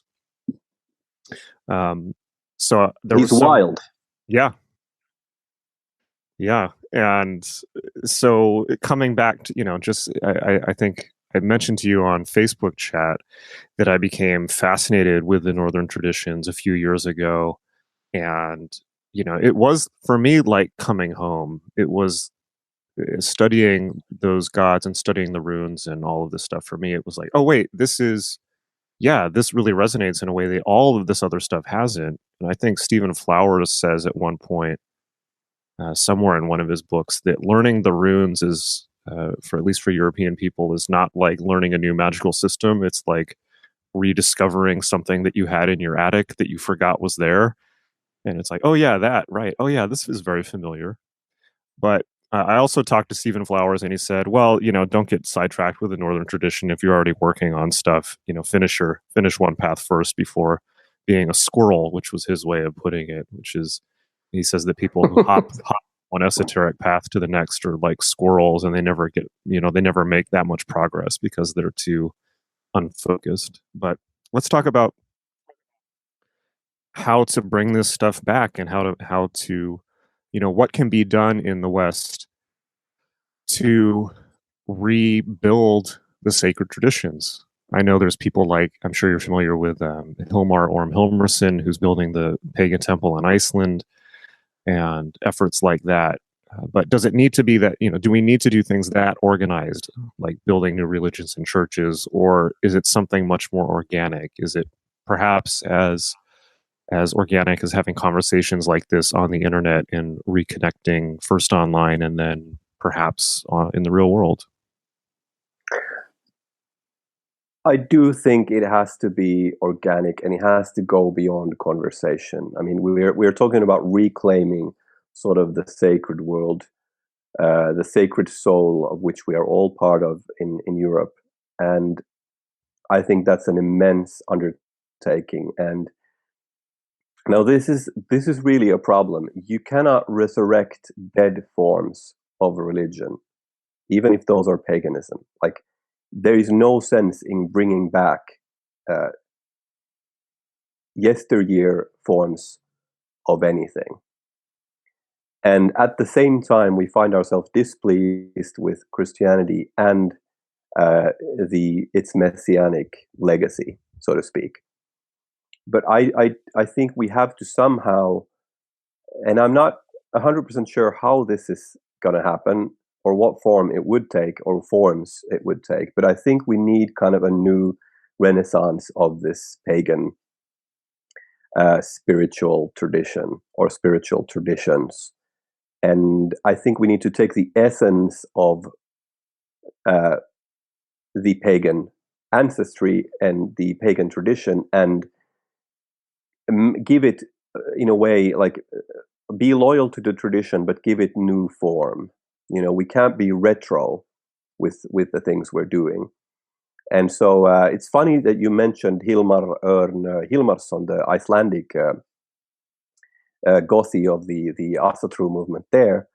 I actually met him when we were going to Iceland. I had been reading about the Asatru fellowship in Iceland, and I was saying to my partner, like, how would I make contact with this guy? I don't really have his info, but it would be nice to get some sort of contact with him. And while we were waiting for the plane from Helsinki to Reykjavik to Iceland, I was like, hey, isn't that Hilmar Örn Hilmarsson, boarding the same plane we are boarding? And, and so when we came off the plane, I went and introduced myself, and it was Hilmar Örn Hilmarsson. And, he was like, oh, you come and visit us, come for a cup of coffee at the Asatru Förlag headquarters. And I said, okay. And I got his card, and we went to our hotel, and then I looked, where the Asatru sort of fellowship headquarters is based, and it was right around the corner of the hotel. It was full of all these crazy synchronicities meeting him. But they are building this first, pagan sort of first Icelandic pagan temple since after the Christianization. And the Icelandic church that they're building, the Icelandic Hof, the pagan temple that they're building, is based on a rock church that is in Helsinki. And so they're not basing it on these, retro Hof churches, for instance, but on something that's quite, futuristic in a way, this rock church, because it's actually a church in Helsinki that's built into solid rock. And it's a wonderful open space. And so that's what they're kind of basing their first temple on. And in a way, I think this is what we need to do on a deeper level also. Like, we have to combine the archaic with or go back in time, but we have to have visions of something grand and futuristic in a way, where these things come to life again. It needs to be religion. I mean, Crowley said this himself. He said, the method of science, the aim of religion, or something like that. And I think these polarities of science and religion and the past and future need to be sort of brought together into this unified thing. I mean, this sounds maybe sort of abstract, but it's really not. I think it has to be something beyond, like, hey, let's go back to old customs or something. It's like, unless those customs are meaningful to people practicing them, then you're just having a hobby, and I don't want hobbies. I want something that's real and that touches people at the way that they're living their life right now. I totally agree with you. And that's, I think, why it's important to go through, serious training with the tradition, who are particularly the leader of the group or the people who are in charge of us reestablishing something like that. You kind of have to go through the tradition so that you understand it, even in the archaic form, so that you can then re-express it in a current form that fits the current culture. Because which is true of anything. But of course, these things were created by people just like us, who were just living in a different context. And the important part was the pattern and the social patterning and the meanings that were derived from it, instead of maybe the minutia of historical reconstruction. And then it does become, LARPy when people focus on the historical or focus on the details and kind of miss the point. It's obviously the same in Western magic when people obsess over, the minutia of, rebuilding the right Golden Dawn temple and tools and things like that, instead of seeing that those were cultural forms created to deliver a specific message and way of viewing the world, and that's the most important part that then has to be updated for the current times. And if people have to be met where they are and given something that actually resonates with their life as it is right now. But I feel like that's the work of rebuilding tradition is expressing it for the people that are alive right now. Yes, And absolutely. Yeah, go ahead. I will say, it occurred to me also that, at least for me, this is one of the reasons why group psychedelics have been really important to do ritual along with something like psilocybin or something like that, because then you get to see it's like the forms, you see the forms and the social structuring that's supposed to go with the tradition in real time, if that makes sense. You see what you get the inner structure of what you're doing becomes very, very apparent, particularly if you're doing it with a group. Yeah, I wouldn't say no to that. But I think the problem, just maybe a side note, but I'm sure you agree that, I, as much as I personally think that psychedelic substances and entheogens can be of great value to people and to even entire cultures in shifting the way they view reality, unless they have a tradition within which those things are taken, and I mean a solid tradition, they might just end up being more lost than they were when they took those things. Like if you think of these ayahuasca shamans that people are traveling from the West to take the ayahuasca with, and then they hear these icaros, these songs which are sung, and then they have this experience, and yet then they have it in this mythic context, but how much can they really understand of this mythic context? And I think this mythic context is what is so important in any eventual psychedelic psychoactive use of substances, because really, unless you have some sort of handles on how to deal with that mythic reality that's opened up, you might just be opening up something that you can't handle. And I think you can see that. I mean, I've certainly seen it on my trips to, in people I know here, and in for some reason in a lot of my trips to America, I meet these people who have obviously consumed massive amounts of psychedelics, and they're really not balanced people at all. It's right. It's like, this is not, if this is the result, like if funny hats and colorful clothing and Burning Man are the result of like the soul searching adventure, then we're doing something wrong. Oh, it's become even worse here now, particularly in California, where it's just, now that psychedelics have become much more culturally accepted, it's just become another consumer experience. Even ayahuasca, where it's now become very trendy for instance, people in Silicon Valley to say, "Oh, well, I'm going down to Peru to do ayahuasca to get an idea for the next app I want to make or the next startup I want to build."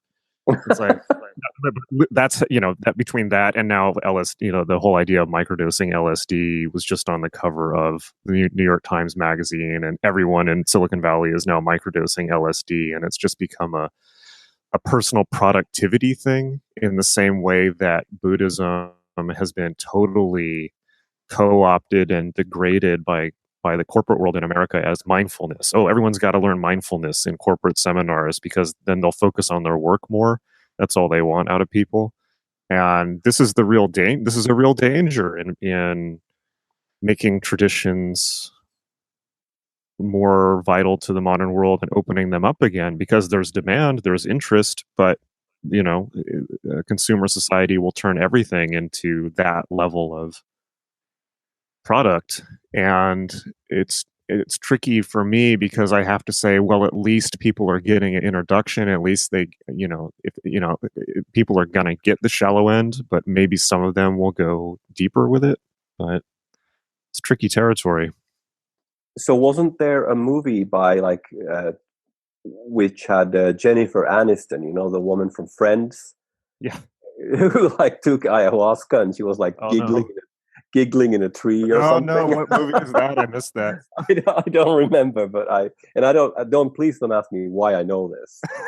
but yeah, it has become weird in the past times. But it's like the same with everything, you know. Like you have any kind of technology, any kind of thing that has great power and that has great force, like to do wonderful things, without the proper.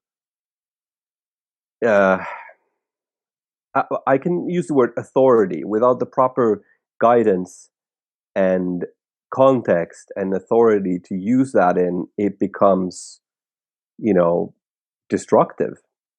You know, I don't know how many.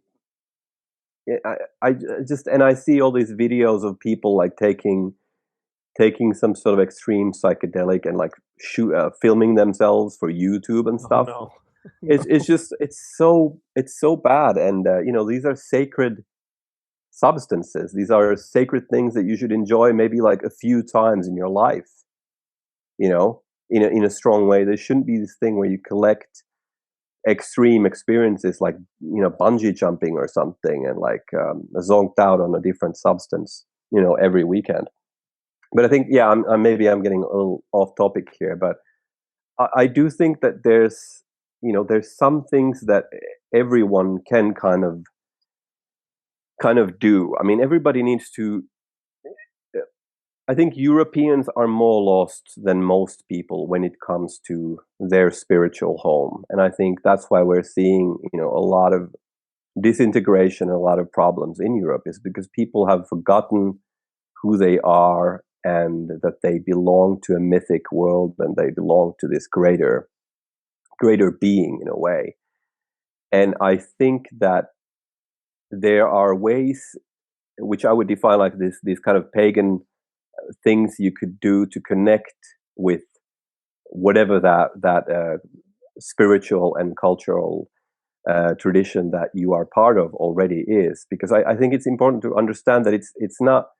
I know how people in these magical and new age circles, they're so fond of like ideas, you know, like reading books, and then maybe they're into Buddhism and they're into this or that, and it's very kind of jittery, intellect based kind of approach to things. Whereas I think the paganism is really, it's based on empathy with nature and with a sense of a familiarity and a sense of family, in a sense of like, this is nothing that you chose or that you created. It's something that you have inherited. It's a sacred legacy that you can either try to rediscover or discard. And I think this rediscovering that legacy, that soul, that spirit, that soul landscape that you are part of is extremely important. And Absolutely. I think, you know, embracing this cyclical worldview is one thing. You know, understand that the whole cosmos seems to operate in terms of cycles, and these cycles extend from, you know, time and from the sacred year to the human life to, you know, even to the day. Everything moves in these cycles, and celebrating these high points of this cycle yearly and even daily links us to this kind of eternal or timeless mythic dimension that I speak of. And of course, then connecting with one's, you know, ancestors and one's descendants, understanding that one is like a link in a chain between human lives, and then being connected with the local sort of spirits and the local nature of where you are from or where you are, and then having a relationship with the sacred or the holy, the mythic world, the immortal world, because as human beings we're defined by our, you know, being mortal. But what makes this special is that we have a relationship with that which is beyond our mortal selves. And I think these aspects that I just, you know, mentioned in passing are, you know, key aspects in rediscovering a pagan spirituality, a pagan I hate that word spirituality, by the way, but just Okay. a you know, a Tradition. sense of connection, tradition, you know. Yeah, and by the way, I think the use of the word jittery is great. That's like the perfect description of how people approach learning esoteric stuff and hopping from one thing to the next.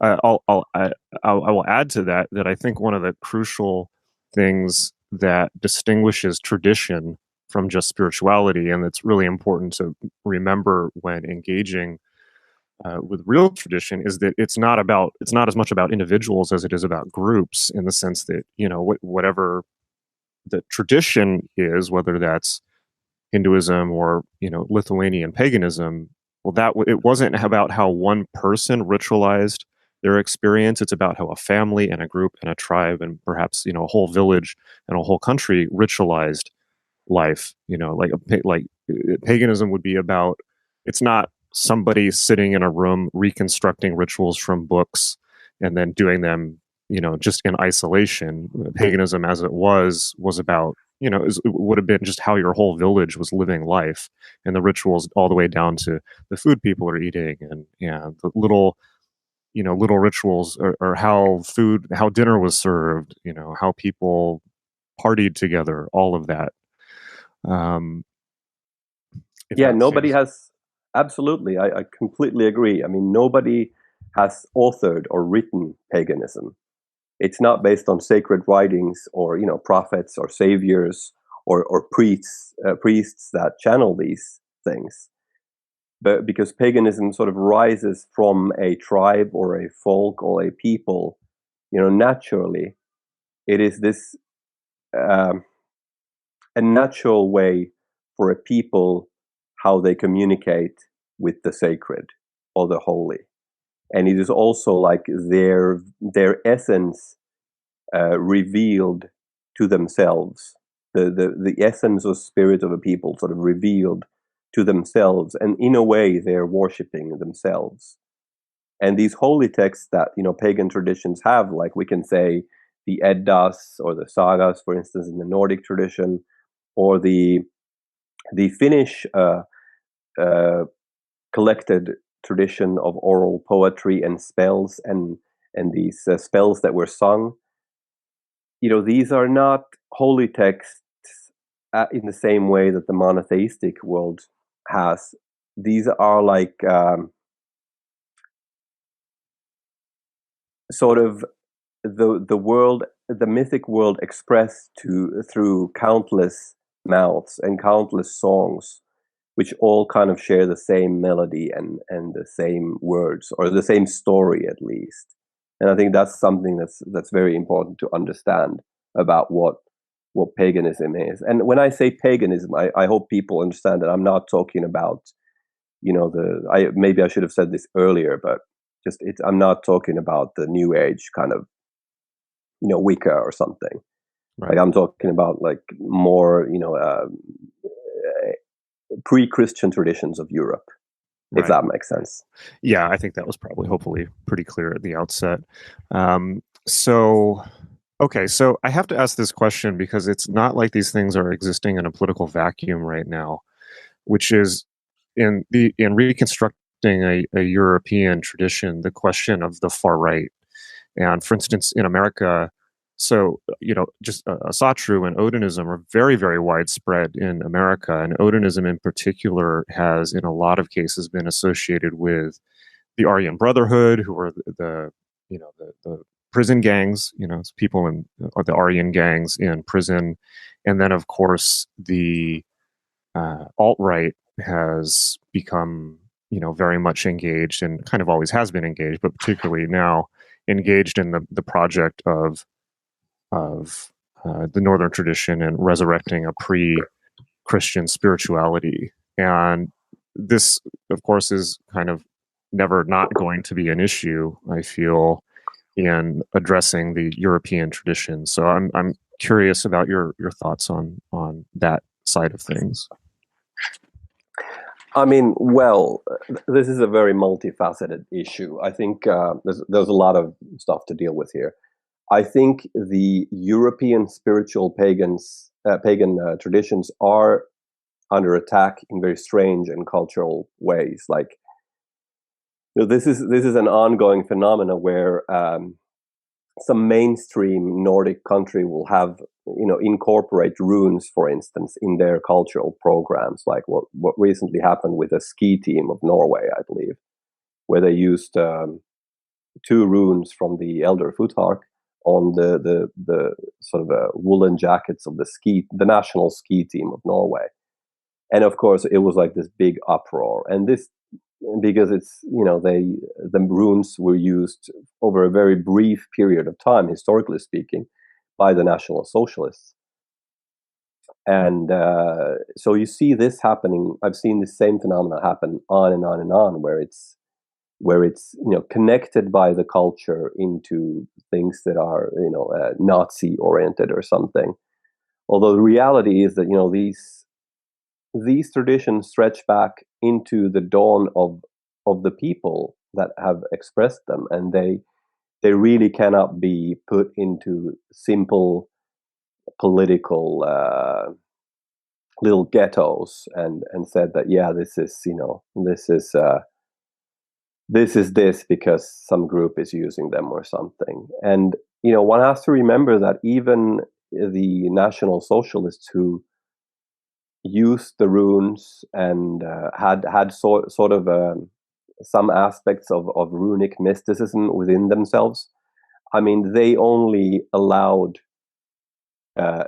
runic scholars that were in line with National Socialist ideology. The large amount of runic scholars that weren't aligned with the National Socialist regime were sent to concentration camps, such as Alfred Kummer, for instance, who is credited as being this inventor of runic yoga, or Friedrich Marby or someone. I may get these names sort of wrongly now. But yeah, I think this is one thing. Like,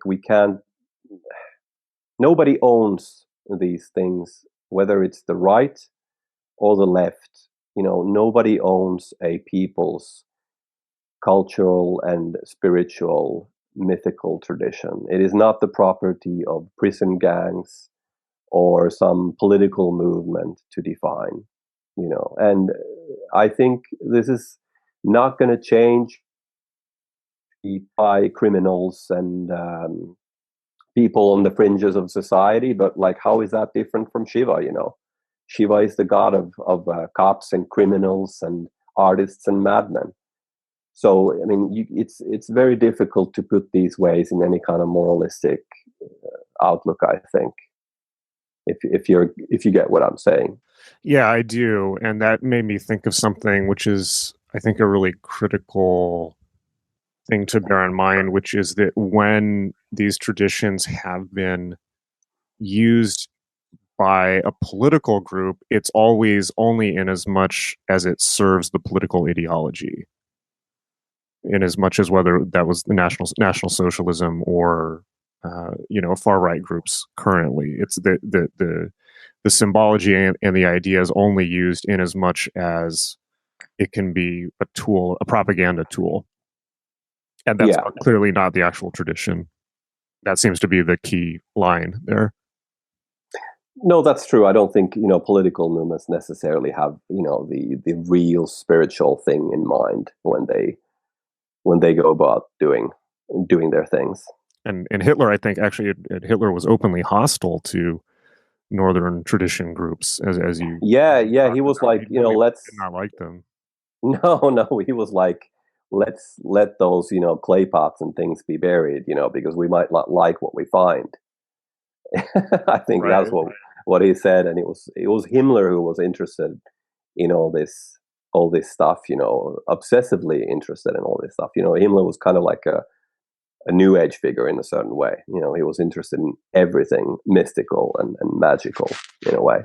What is your take on him? Do you think he was an actual sincere practitioner? I don't know if he was. He was sincerely interested. That's for sure.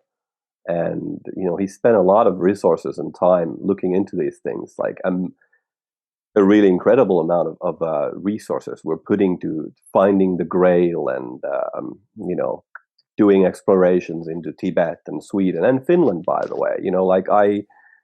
I acted in this film as this Finnish guy, Yrjö von Grönhagen. And he was this young guy who was studying sort of mythology and folklore and things like this in Paris in the early 30s. And then he started, he wanted to go to India to explore all these mythic things. And instead, his professor told him in France, in Paris, that, maybe you should walk to Finland first before you start walking into India on foot, So he started walking on foot to Finland and, walked into what was then National Socialist Germany, and sort of by happenstance quickly became friends with Heinrich Himmler. And he didn't even know who Himmler was, first at all. And then Himmler was like, hey, I'll make you the head of the Finnish-German Research Society of the Ahnenerbe, which is this, mythical research department of the SS. And so this guy suddenly, he hadn't even graduated from the university yet. He was a young guy. He was given, all these resources to do all this research and travel into the Karelia, which is this, in eastern Finland between Russia and Finland, this area where a lot of these rune singers and witches still lived back in the day. And so he got all these resources to do all this research. And his story really, epitomizes this kind of search and what, like how things can go, in a weird way. And, when you're caught in the fight between two world serpents, nobody's meaning communism and National Socialism, nobody's going to come out, unharmed or unscathed from that conflict, no matter how it goes.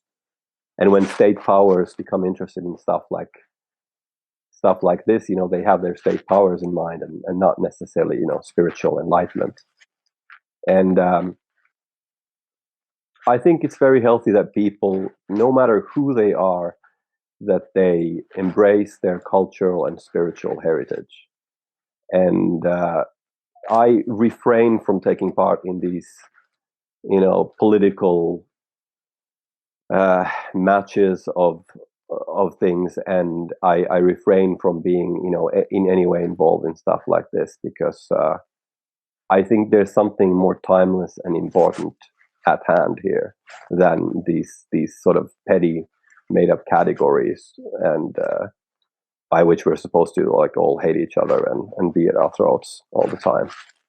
That's very wise of you, and a good example for me to emulate, I think, and it's something, it's certainly a position that I've come to, and I've tried to increasingly stay out of the political fight, because I've just seen it just destroy people and chew them up, particularly over the last couple of years in the great ongoing online culture wars.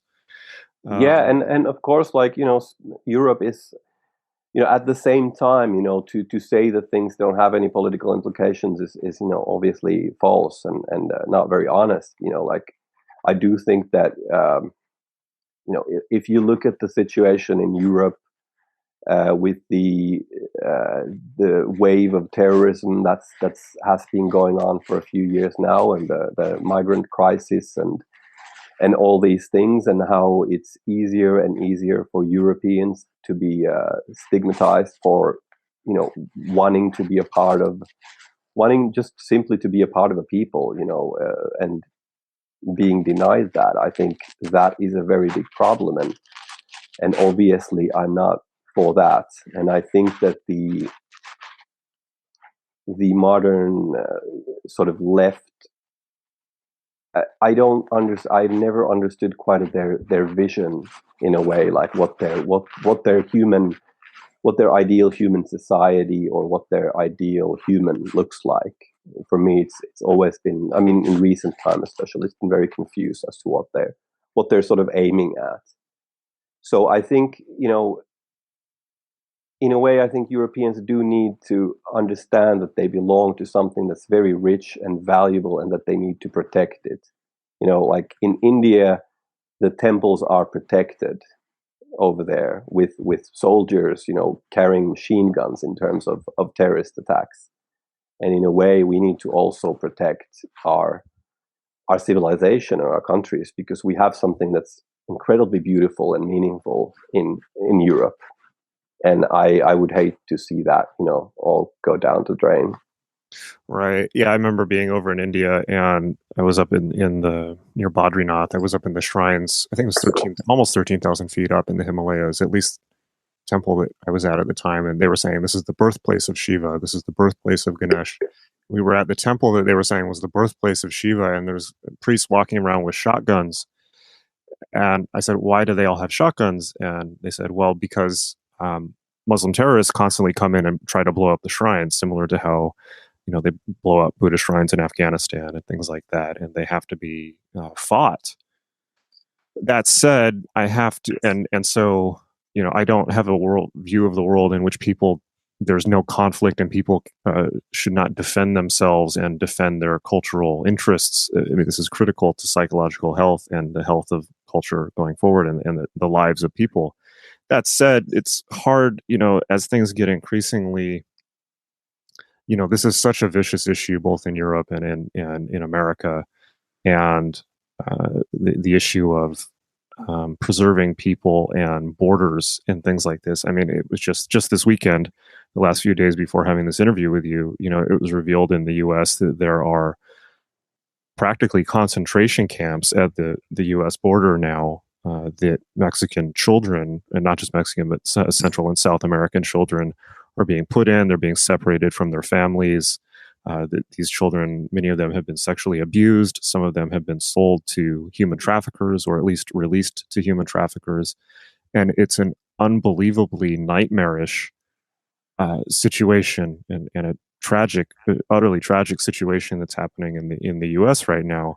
And that really can't be divorced from the rhetoric of we have to preserve Western civilization, we have to preserve European people in America or something like that, because that's kind of how we've ended up in this situation certainly with Donald Trump. But it was going on before. It was going on under Obama, and people were just not paying attention.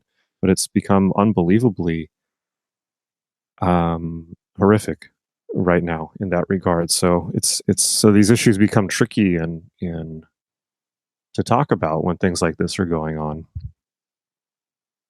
Yeah, I mean, they are tricky to talk about, and I think people so easily, become polarized, in this extreme way, and the last time people became extremely polarized in Europe, we know what happened.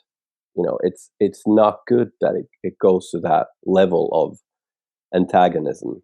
And but I don't know if there's, I don't know these forces that enact these things, how they, you can control them or something. But I know that I see an increased disintegration of things that I love and of the Europe that I love. Like when I started traveling in India, I always somehow avoided being at the site of some terrorist attack just by like a hair straw or something. Like I was almost there, or it happened the next day or something like that. And I sort of got used to the fact that there were all these terrorist attacks taking place in India while I was there. And I was always like, whew, well, good that they're not happening in Europe that much. And then, they started happening in Europe, and they started happening, everywhere. And then and then I wrote about this, and I said, this is not good. We need to understand that that something is happening that we need to defend ourselves against. And then they happened in Finland. The first terrorist attack happened in Finland. And then I said, this is horrid. Like, we need to do something. We need to control this situation. We cannot just, let people in, for instance, without any kind of control.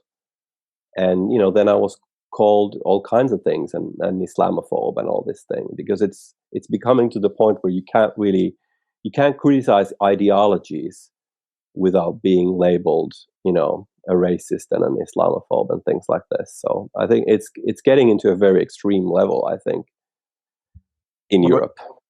And here too, and it seems to be, I don't know, things do seem to be on the brink of war it's certainly ideological and religious war is what, and this is a great tragedy because, I feel, certainly coming from the counterculture in the US, this is what we've been trying to prevent happening the whole time, is people sliding back into tribalism and religious war. And unfortunately, this seems to be the directionality of the world at the moment. And it's hard for me to say what is the right response to that. Because it does seem to be the spirit of the times. I'm not sure it can be stopped, and I do think that this is just going to get worse as global conditions worsen, as climate change, terrorism, and war forces refugee flows, as people seem to continually lose their minds due to the effect of social media and being able to be in their own reality tunnels instead of seeing other viewpoints. And this, I think, for me, is one of the reasons why the idea of tradition is so important, and not just tradition, but any type of way in which people can get off the internet and meet other people, and in perhaps a sacred context and a ritual context that brings out the best in people, instead of just leaving them to their own chaotic, just partying or whatever. But it's a very dangerous time, and it's hard to know what the role of spirit, tradition or spirituality is in that time, whether it's to just hold the forms and hold the flame of tradition, or actively do something about it. Yeah, I mean, it is. These are extremely complex subjects, and people are so easily, they so easily put people in camps, so to speak, and then all sort of dialogue goes out the window. I think any kind of dialogue has gone out the window a long time ago. People are quite in their own niches at this point, and yeah, I mean, I think this is part of this time that we're living in. It's a time of conflict and a time of I mean, it's a time of strife.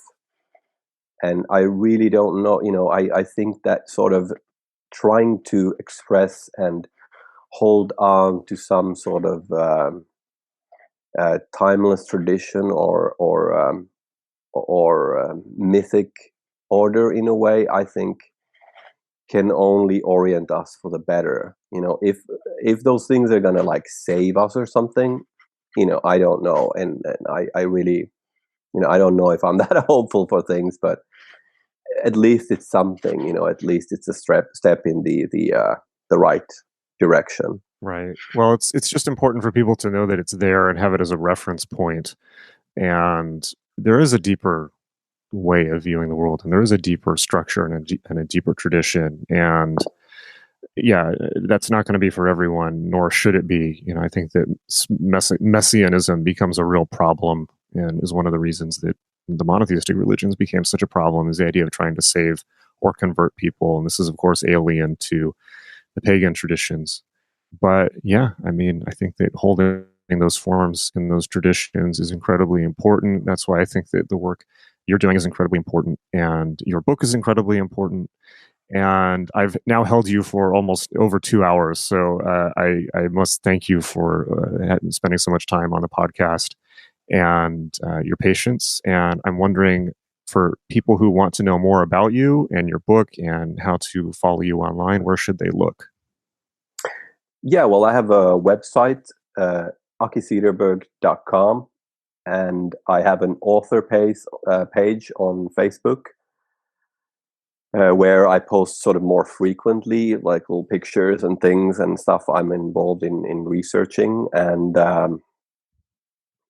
yeah, I think those are the best ways to follow me. And thank you. It's been nice and stimulating to talk with you finally. And I know we have a lot of things in common, and probably a lot of things in part too. But I think having a good conversation is really nice, to put it very, very, very in a banal way, but and I really, it's sad that we end on this political note and everything, because it's always kind of drags things down, and kind of I always notice it takes things into this lower level of things, and I hope people keep that in mind, that they don't get dragged down to these lower levels, but try to sort of aim for these higher truths.